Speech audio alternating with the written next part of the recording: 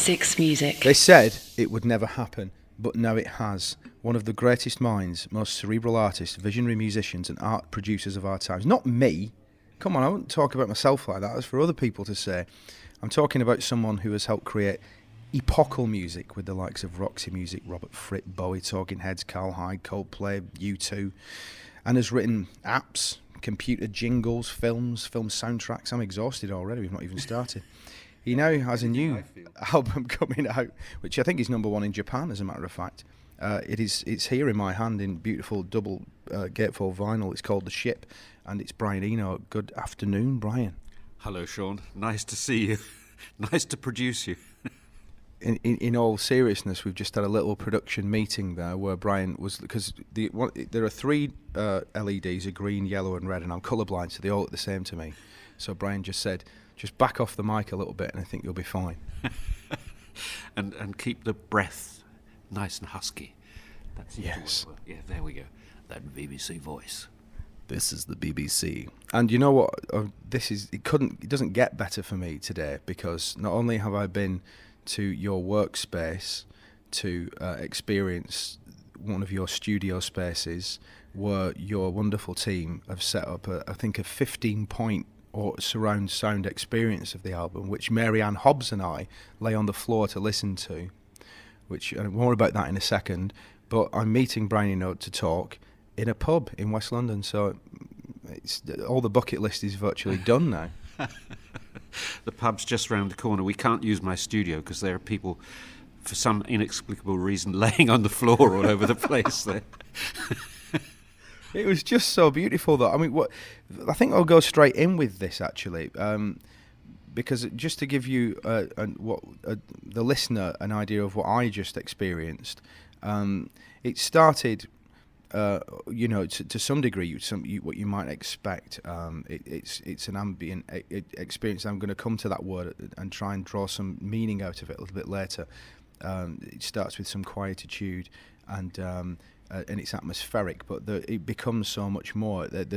I at one point had a genuine waking dream where I thought that I was in the belly of a blue beast, which I believe is an experience I share with Lester Bangs listening to your music. Then there was there's a sort of industrial sort of soundscape at various points, which is jarring and exciting and wonderful. The voice of, I think, Peter Serafinovich intoning a beautiful poem. It closes with this incredibly beautiful pop song, essentially, which sounds a bit like sort of almost like the Staples Singers or spiritualized or something. And Marianne and I both got up off the floor and said, was that 50 minutes? But it was. It was an incredible journey. But can I ask you what The Ship, can you elucidate a little bit on the title and on what it is that you're trying to paint? Yeah, so it started out as a piece of ambient music, as you said. And I'd been commissioned by someone in Stockholm to make a multi-channel piece of music for this very old electronic music studio. It was opened in 1932, so it's one of the oldest in the world. And they said, can you utilize this fact that we have all this equipment and all these amplifiers and make a multi-channel piece? And I was working on that as an ambient piece. And I was just trying out a few ideas using my voice, but not with the thought that I would sing, but just that I could work out some sort of melodic ideas, and then I would play them on something else. But while I was doing that, I hit this low note, which is the root note of that piece, which is a low C. It's a very, very low note, and I've never hit a low C before. In fact, I don't think I could do it now. I can only do it after a rough night.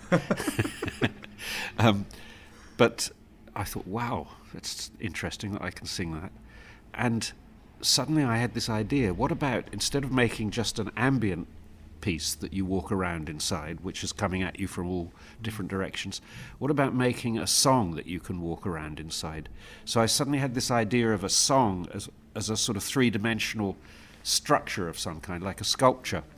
And you walk about inside it, so you walk up to that speaker and you hear that detail of the song better, and you open a drawer and you hear something coming out of the drawer, It got very elaborate, my idea.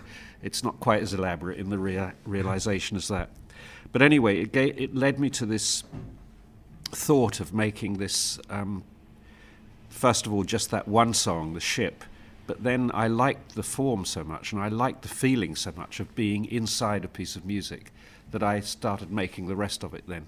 The Fickle Sun bit, which is the second half, with all that brass and so on. And so I'd done that, and it sounded great in Stockholm, then it was shown in Barcelona, then Geneva, and now it's on in Istanbul. And I thought, such a shame I never get to show anything in London, really. I show stuff all over the world. So I thought, well, I'll set it up in my studio, and at least I'll invite my friends to see it, So this week I've had it running with people coming 4 times a day. A group of people turns up. But what I think you said something about it being events in a landscape, and that's what you're trying to paint. But it reminds me of something that you've said about the grid. What do you think of the modern era of music? You've said before that you feel that it is a bit locked in, isn't it, to beat, and it's a bit locked into to musical form and convention and 3 minutes, and does that include the four to the floor snare and hi-hat drum beat that we love so much? Is that something that you like to escape from? Well, I like all of that music, and I really do like it. I don't say that in any patronizing way. I like all the conventions of pop music just as much as each other. But the only thing is, I was in a fix for a long time, because I like doing that, and I had made records like that, and I made records like that with other people as well. And the other thing I liked doing was this whole other area that I discovered, which we call ambient music. And I could not see a way of resolving the two. So what that meant for me most particularly was that I couldn't find a way of both singing and doing ambient music. They just didn't seem to fit together to me. What was the breakthrough for me on this record, on this piece, was that I did. I just stuck one on top of the other, and amazingly it worked. I just wouldn't have imagined that it could work. I couldn't imagine that you could sing a song without the support of some kind of rhythmic grid and some sort of chord pattern, or those kinds of musical conventions that usually underpin songs. But actually you can just make a landscape, and you can stick a voice in it and let it float over the top, and it works.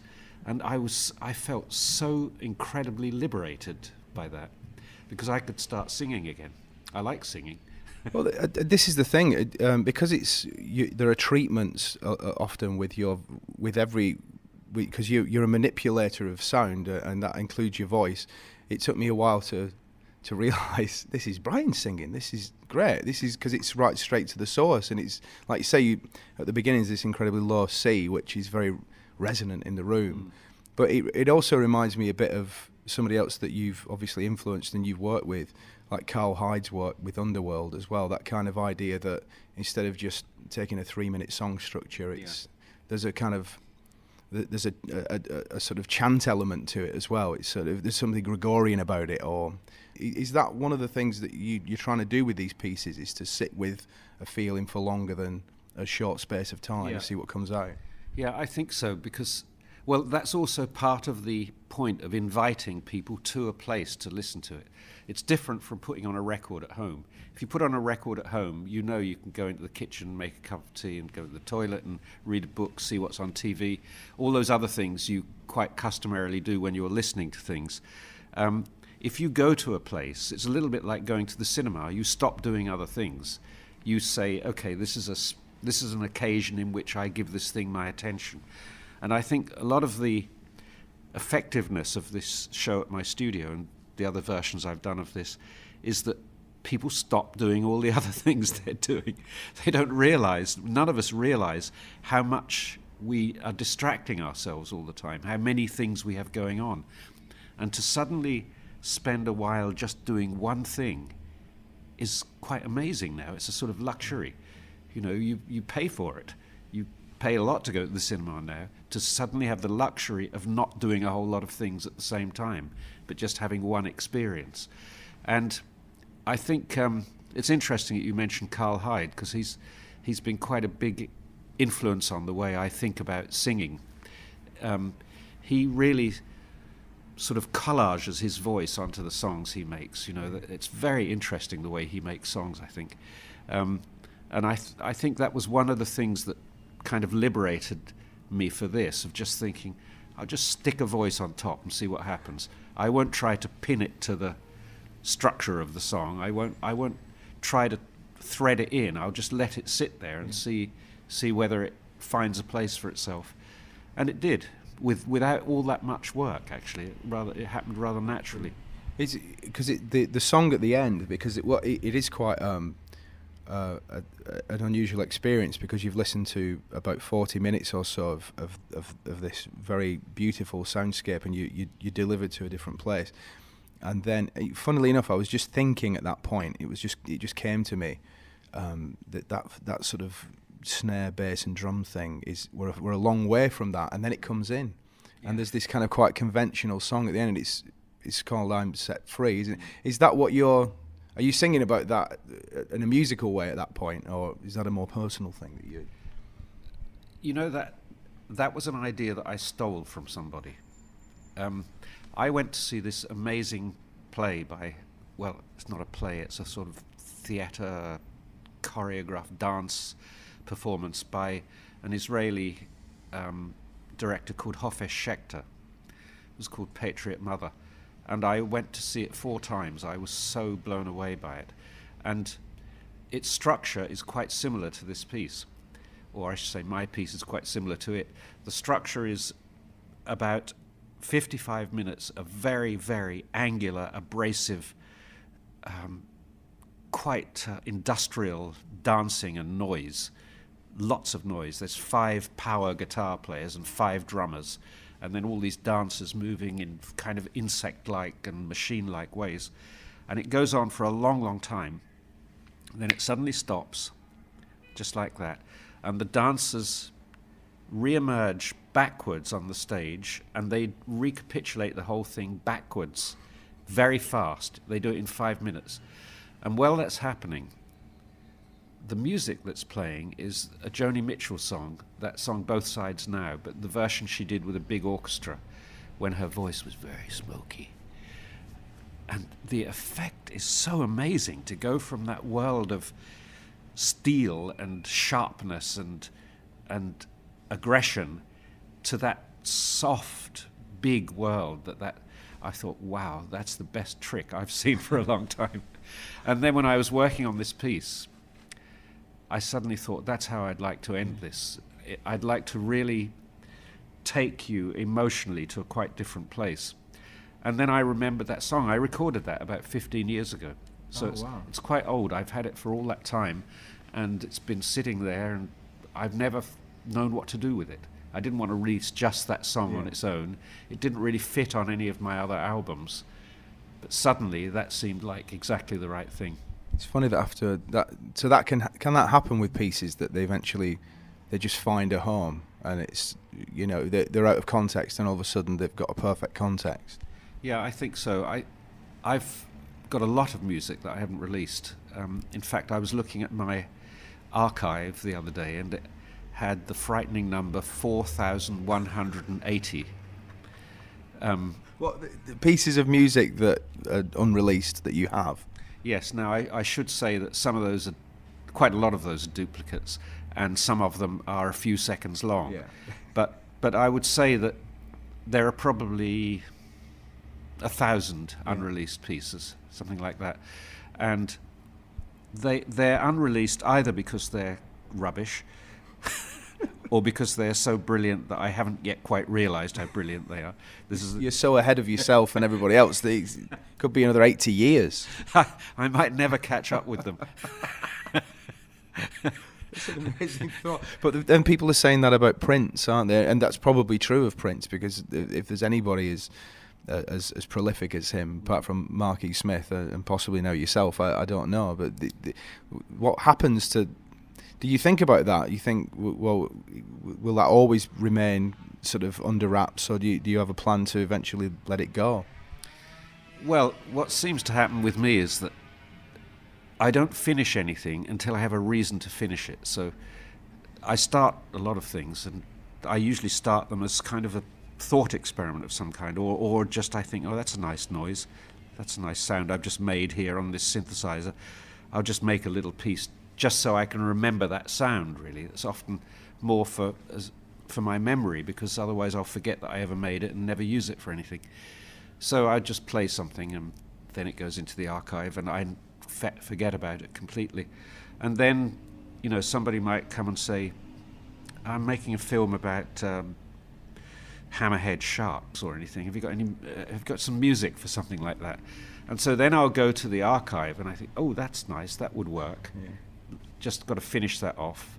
And so then I'll kind of adapt it, but then I finish it. It's when there's a destination. You've got a purpose at that point. Yeah, you've got a reason for the thing to come into existence. And with this song was the same, really, the one we're talking about, in that it was sort of substantially finished, but I hadn't really mixed it. And when I decided to use it for this, then it got properly finished. Otherwise, I don't see the point of finishing anything. If you're not going to do anything with it, why finish it? Yeah. Why not wait until you know what you're finishing it for, what its destination is? Is it going to be background music for a nature film, or is it going to be the last song on an album? That you would treat them totally differently, depending on which you were going to do with it. Is there a purpose for it, or in the situation of a nature film, is there a porpoise for it possibly that maybe there's a special on dolphins that you need it for? Is it true that, or at least was it true that I read again somewhere that you didn't ever record the settings? Say you made a sound on a synthesizer that was incredible. You wouldn't record the sound of it, or because you enjoyed the idea of happening upon things and not repeating yourself. Is that something that you still stand by? Well, that was always true with early synthesizers, because you couldn't really. I mean, the only way you could actually document how a sound was made was by painstakingly kind of doing little drawings of all the dials and then trying to mark where they were set.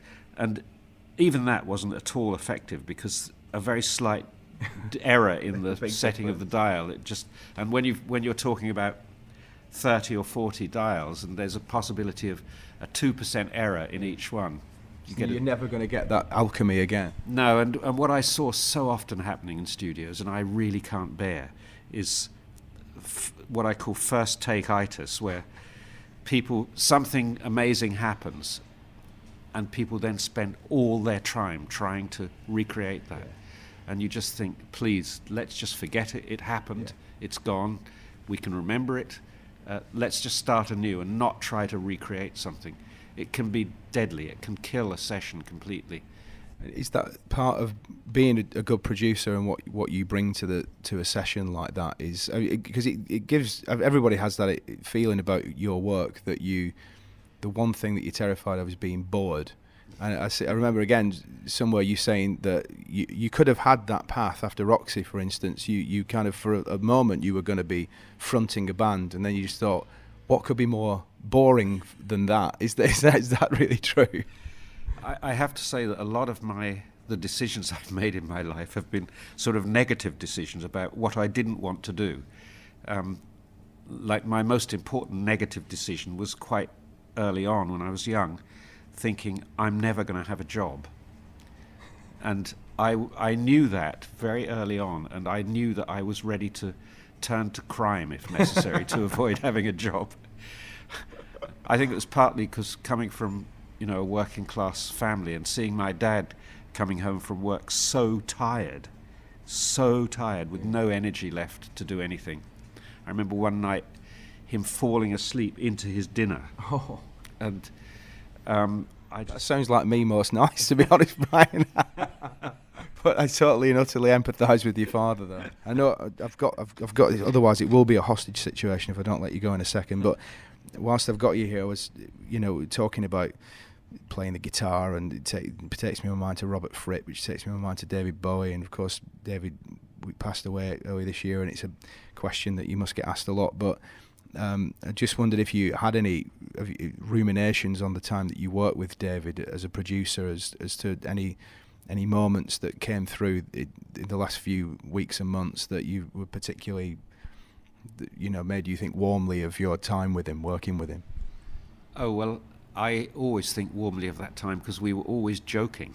Although we were making what sound like very serious records, and are serious records, Heroes is a very dignified and noble song in a way, but all the time we were working, we were in fits of laughter. and when Fripp was there too, Fripp's very funny as well. So we had a fantastic time. So it's very interesting to me that we were always playing, not only in the sense of playing instruments, but we were always playing with each other and taking on roles. He and I had this Dud and Pete routine, Peter Cook and Dudley Moore. so he was always Pete and I was Dud. And for days on end, we would be talking to each other in those voices. It was hilarious. So I always think that's funny because people must imagine that to make what is actually quite sort of serious music, you have to be very serious all the time. But you don't actually. In fact, it's better if you're not. Yeah. If you're too serious, you just end up your own thing that I'm not allowed to. And that takes us all the way back to what you were saying about it. I'm never going to have a proper job, and it being play, and that's what life at its finest is, really, isn't it? It's just playing about, really, until you get snuffed. I guess that, as we're unfortunately going to have to do now, because Brian has other engagements, and I understand that. It can't be just about us today, which is a shame. But what a wonderful experience it's been to chat to you. The Ship, it's really it's a wonderful thing to listen to. It's a vibrant and warm and immersive and experience, and it's jarring as well. And there's this beautiful pop song at the end that takes you to a totally different place. It's a great piece of work. But I hope it's not the last time that we get to speak to you on the show, Brian. You're welcome any time, of course. But thanks so much for your hospitality today, Mr. Brian Eno. Thank you so much, Shaun. It's been a pleasure. And I like your show a lot. I often listen to it. Six Music.